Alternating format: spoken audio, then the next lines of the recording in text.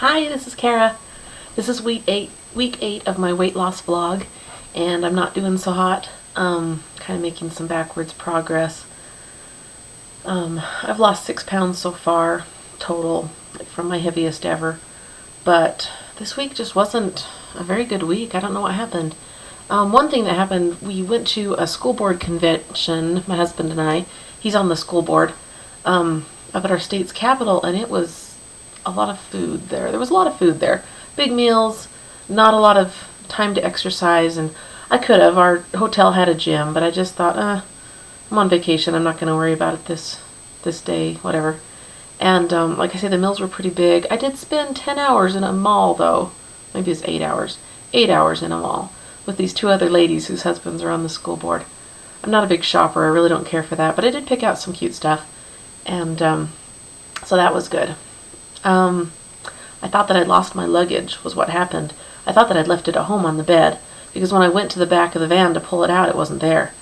And so I went into my husband, and he looked, and we couldn't find it. And so I thought, what am I going to do for 3 days with no clothes and no toiletries? So we went over to this store, and we bought a few things, bought a couple of shirts, and I thought, well, maybe I can buy some pants when I'm at the mall with the ladies, and I did. But on Friday, the last day of the convention, I was packing us back up into the car, and I found my bag. Yeah, I found my bag. It was out in the car. After I'd spent all this money on clothes and toiletries and washed my underwear out in the sink every night and all this stuff, I found my bag. It had rolled under the seat. What a deal. And of course my husband said, "You just planned this with your friends. I know you did. Just so you could go out and buy more clothes." And I didn't. I promise we didn't plan that. But anyway, so that was fun. School board convention, big meals. But I'm going to work harder this week. One thing that I wanted to do today was to show some old photos of me, which is never a good idea, but I'm going to do it anyway. So let's see. This first photo. La la la. Where am I? Hello. Isn't that cute? That's me in 1995, I think, or something. I was a freshman in college, and in our department, they took these pictures of us and put them up on this bulletin board with our names under it so we could get to know each other better. Mostly so we could date each other and get married, I'm sure was what they were planning. But anyway, except for the shiny forehead, I just really love that picture, and I will never get rid of it. I'm glad they gave it to me. I used to keep it on my fridge as motivation, but anyway, I just look so happy. I'm just so happy. And then here's a cute one. This is one of our wedding photos. Oop. Here we are with the temple in the background. This is gonna, yeah, anyway, whatever. Okay, there we are. We're on this rock, and it looks like we're gonna fall off the rock into the wilderness, and my husband has a lot of hair in this photo, but we won't talk about that very much. Anyway, so there are a couple of really cute photos of me from the past. That wedding photo was 1996. Anyway, today I just kind of wanted to talk about the timeline. I talked about that a little bit last week, and I wanted to talk about 1999, because for me that was the hard year. Like in January or so, December 98, 99, my husband and I were in school, in college, and it was my senior year. It was the senior year for both of us, and we decided that it was getting about time to have a baby. We'd been married for about, let's see, had we been married for 3 years? Almost, 2.5 years. And what we really wanted to do was we wanted to get in on the college's good insurance, because they had a $500 deductible, and we didn't think that we could match that with private insurance when we got out of school. So we thought, let's see what we can do. And they would cover you. You didn't have to necessarily have the baby while you were going to school, but they would cover you for the pregnancy. So we said, yeah, let's try it. And the next month there I was pregnant, and we graduated in April, I believe. Moved back home. We moved a little single-wide trailer that we'd bought the summer before in next to my husband's grandma on the dairy. And that in itself was a trial. Graduating was fun, but moving home was hard. It was really hard. My husband was gone a lot because he was farming and they had a dairy. And living next to his grandma was a hard thing, because she had a really difficult personality, and she liked to be in control of things, and I don't have a lot of good things to say about the difficult things. The good thing I do have to say is that she loves my kids a lot and has helped me a lot through the years. But it was a hard summer. And I thought that I was the only one. I thought that I was the only one going through it. But then later my mother-in-law said that yes, she had had some hard times living living near Grandma also, and had a hard time with her in her life. But we moved home, moved it next to Ba. That's what we call her sometimes. My brother left on his mission. He served an LDS mission in Brazil, and I went down to the Missionary Training Center to see him off. It's in Salt Lake.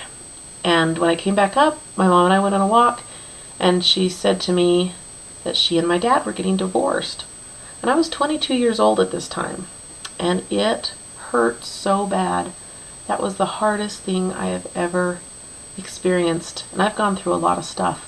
And that was so hard for her to tell me that, and just to experience that divorce. And I really feel for little children whose parents get divorced, because they can't understand what's going on and they can't express it. And even being 22, it was hard for me to realize that it wasn't my fault, that there wasn't anything that I could do to help it, that they'd just grown apart over the years and it wasn't going to get better. They weren't going to get back together.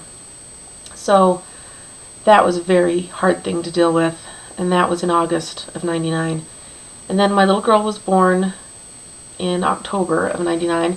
She was supposed to be born in September, the end of September, but I went over a week, and then they induced me, and I went through an entire day of labor and ended up with an emergency C-section because I just couldn't deliver that baby. She was 8 pounds 7 ounces, and she was just gigantic, and I couldn't deliver her. So I had an emergency C-section, and she was a beautiful baby. What a blessing all of my children are, and they have been. But I had trouble nursing, new mom. It was such a hard thing. Breastfeeding was just a big, difficult thing for me to learn to do, and for her, because neither of us really knew what we were doing. And she had a hard time sleeping, so that was hard too. In December of that year, my parents' divorce was final, and I really hadn't lost much of my pregnancy weight. I know for that first appointment, when I went in for my first appointment with the obstetrician, he said, I'd like you to gain about 25 pounds. And I just thought, oh my word, I'm so sure. I'm not going to gain 25 pounds. But I remember I gained 33 pounds for that. And when I went back in for my 6-week postpartum appointment, I was still 19 pounds above where I was when I went in for my first appointment. So that was disappointing to see that I really had a lot of weight packed, well, 20 pounds, which isn't that big of a deal, but it's pretty significant. And, just the stress of being a new mom and being home alone and just everything. I just ate to feel better and to, I don't know, just to try to keep up my strength or something. I don't know why I ate so much, but I know I had some postpartum depression. Now that I look back on it, I did. And I overate to deal with that, I guess. But just that year and the next year, my personality kind of changed. And that's why my family says I was abducted by aliens that year. Because I think I've put a lot of thought into this recently. And this is really a lot to put out there, but I'm going to do it anyway. I think that with the weight gain, I became became louder and less inhibited with the things that I said. I would just say things without thinking sometimes, and some people thought it was funny, but it was borderline obnoxious, I suppose.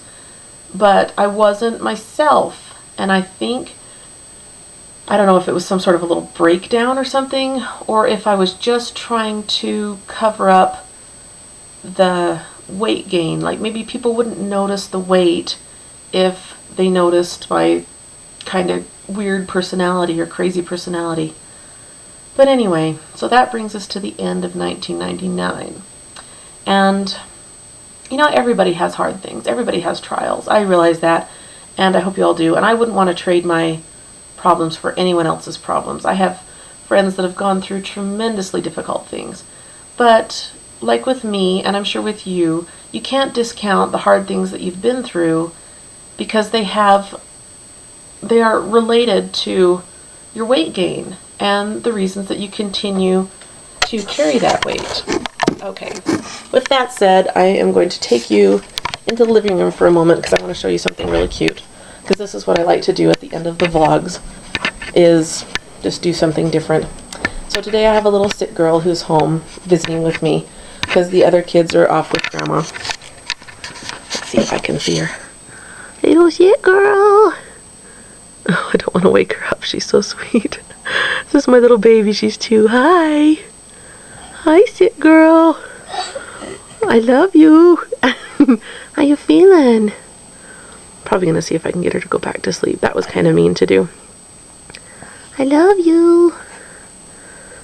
Oh, it's so hard to wake up.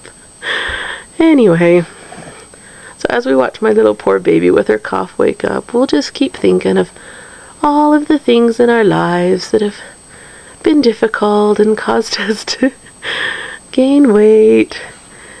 Oh, and to keep it on. Hi! Hi. So I want you to think about that. Maybe I'll talk about my timeline a little bit more next week. And I'm going to try to lose a pound next week, okay?